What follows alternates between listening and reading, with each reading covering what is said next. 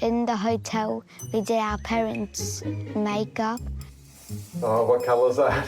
Oh, no. Oh, no. I don't think I was going to do that bright. The ask was, can we colour your hair and do your makeup?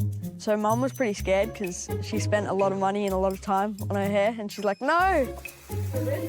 That stinks. If anything, your hair looks better. Oh, thank you. You're welcome. Gorgeous. Now you're gonna look ugly from the face part.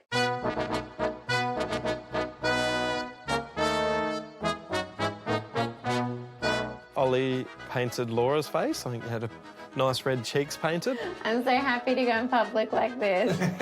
Mitch painted me like a clown, so that was interesting. Oh, my God. If I hadn't already married you, I'd marry you again.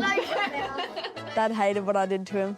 Like the Great Barrier Reef. I thought I couldn't get more embarrassed than at the Barra Fun Park, and maybe I can.